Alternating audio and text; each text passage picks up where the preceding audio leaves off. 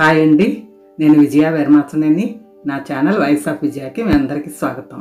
Friends, నేను ఇప్పుడు మొన్న మార్చిలో నేను వైజాగ్ వెళ్ళినప్పుడు వైజాగ్ ట్రిప్ అక్కడ ఉన్న వెంకటేశ్వర స్వామి, అప్పుడు నేను విజిట్ చేసిన ఎండాడ వెంకటేశ్వర స్వామి టెంపుల్ని ఈరోజు ఈ వీడియోలో అయితే మీకు పెడుతున్నా. నేను కూడా చూస్తారని చెప్పేసి, ఇంతకుముందు చాలా గుళ్ళు ఉన్నాయి కానీ వెంకటేశ్వర స్వామి టెంపుల్స్ పురాతనమైనవి చాలా ఉన్నాయి కానీ 2 ఏళ్ల క్రితం ఇది ఓపెన్ అయిన తర్వాత టీటీడీ దేవస్థానం ఆధ్వర్యంలో ఈ ఋషికొండ వెంకటేశ్వర స్వామి టెంపుల్ అని కూడా అంటారు. ఎందుకంటే ఈ దారంతా ఋషికొండ వెళ్ళే దారే అనమాట. వైజాగ్ వచ్చే టూరిస్టులు దైవ దర్శనంతో పాటు ఇక్కడ హిల్ టాప్ అంటే ఈ కొండ మీద నుంచి ప్రకృతి సౌందర్యం కట్టి పడేస్తుంది అందరినీ. సముద్రానికి కూడా కనపడతా ఉంటుంది పైనుంచి. వ్యూ పాయింట్ అయితే చాలా బాగుంటుంది. అక్కడ నిర్మాణమైన ఈ వెంకటేశ్వర స్వామి టెంపుల్ని నేను ఈ మధ్య మార్చిలో వైజాగ్ ట్రిప్ వెళ్ళినప్పుడు చూశానమాట. ఇదిగోండి, ఇలా మనం లోపలికి వెళ్ళాక మనం లిఫ్ట్లో కూడా వెళ్ళొచ్చు. మేమైతే లిఫ్ట్లో వెళ్ళాం పైకి. చుట్టూ అసలు చాలా అందంగా ఉంటుందండి. కొండలు, ఋషికొండ కనపడుతుంది, అలాగే కొండలు. మనకి అంత వ్యూ పాయింట్ మాత్రం చాలా అద్భుతంగా ఉందన్నమాట.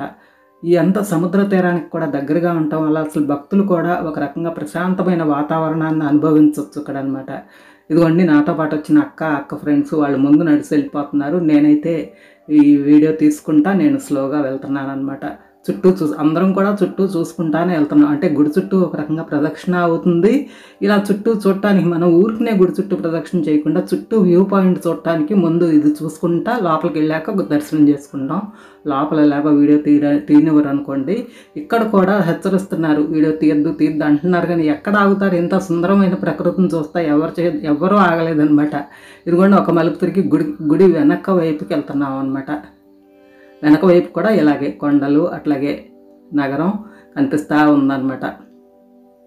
అటు నుంచి మళ్ళీ ఇంకో వైపు తిరుగుతాం. అటు నుంచి మళ్ళీ ఈ వైపు తిరిగాం, అంటే గుడికి ఇంకో వైపు తిరిగితే ఇక్కడ చూడండి, ఈ స్తంభం మీద కాకులు ఎట్లా కూర్చొని ఉన్నాయో ఇదండి ఋషికొండ కొండ. ఇదిగో చూసారా, చెక్కేసిన కొండ అనొచ్చు రకంగా. చూసారా, గ్రీన్ అంతా చెక్కేసినట్లు కనపడుతుంది, ఆ కింద అంతా చెక్కేసినట్టు కనపడుతుంది. అక్కడ గెస్ట్ హౌస్లు కూడా కనపడుతున్నాయి. ఇది గత ప్రభుత్వం చేసిన, దాన్ని ఏమనాలో మనకు తెలియదు కానీ ఈ వెంకటేశ్వర స్వామి అయితే అన్నిటికీ సాక్షిగా ఉన్నాడు కదా. 2 ఏళ్ల క్రితం టీటీడీ వాళ్ళు నిర్మించిన ఈ వెంకటేశ్వర స్వామి గుడి అనమాట. కానీ 28 కోట్లతో 10 ఎకరాల స్థలంలో నిర్మితమైందంటే ఇది. ఇదిగో చూడండి, సముద్రం కూడా కనపడుతుంది.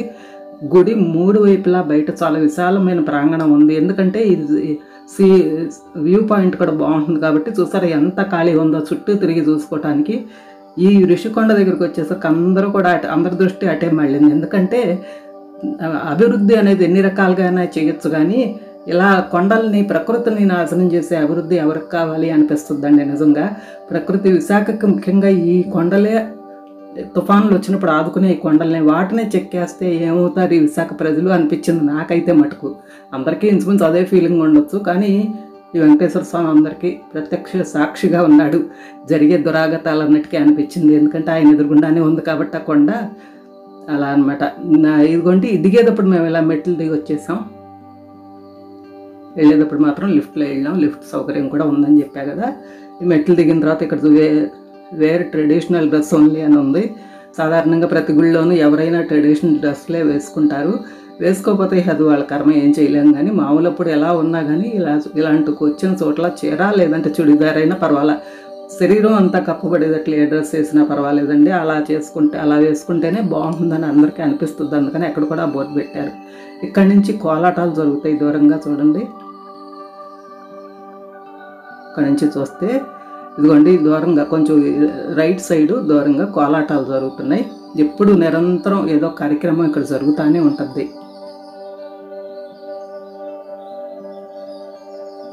ఇది కొద్దిసేపు మేము వాచ్ చేసిన తర్వాత ఇదిగోండి కిందకు వచ్చి మళ్ళీ కార్ పార్కింగ్ దగ్గరికి వచ్చేటప్పుడు దారిలో చూసారా, సూర్యుడు కిందకి దిగేస్తున్నాడు. మేము వెళ్ళేసరికి 5 అయింది. మేము తిరిగి వచ్చేటప్పటికి ఆ చుట్టూ మాకు లోపల దర్శనం తర్వాత చుట్టూ వ్యూ చూడటానికి రాబుద్ది అవ్వలేదన్నమాట పైనుంచి. ఇక్కడ మళ్ళీ వెళ్ళేటప్పుడు దారిలో కారు వచ్చేలోపు ఇక్కడ నుంచి చూస్తే సూర్యుడు అలా కిందకు వాళ్తా ఉన్నాడు. ఇక్కడ చుట్టూ చాలా పార్కులు, గ్రీనరీతో కూడిన పార్కులు కట్టారు. అలాగే చాలా గ్రీనిష్గా ఉంది, చాలా బాగుందండి. అసలు తిరిగి వచ్చేటప్పుడైతే మనం అంతా ఆ బీచ్ మేంచే వస్తాం కాబట్టి తిరిగి వెళ్ళి ఇంటి దగ్గర నుంచి బయలుదేరి వెళ్ళే వరకు అట్లాగే అక్కడ టెంపుల్ విజిట్ చేసుకున్నాక మళ్ళీ తిరిగి వచ్చేటప్పుడు కూడా ఇలా ఎంతో బాగుంటుందన్నమాట. మళ్ళీ బీచ్ కానీ అసలు వైజాగ్ అంటేనే సుందర నగరం కదా, దానికి ప్రధానమైన కారణం వైజాగ్ బీచే కదా, అదే అనిపించింది నాకైతే. మీరు ఇంకా విజిట్ చేసి ఉండకపోతే ఈసారి వైజాగ్ వెళ్ళినప్పుడు తప్పనిసరిగా విజిట్ చేస్తే దైవ దర్శనంతో పాటు ప్రకృతిని కూడా చక్కగా చూడొచ్చు. ఓకేనా? మరి ఇంకా నా వీడియో లైక్ చేసి షేర్ చేసి కామెంట్ చేయండి. ఈ వీడియో చివరిదాకా వాచ్ చేసినందుకు థ్యాంక్ యూ. బై.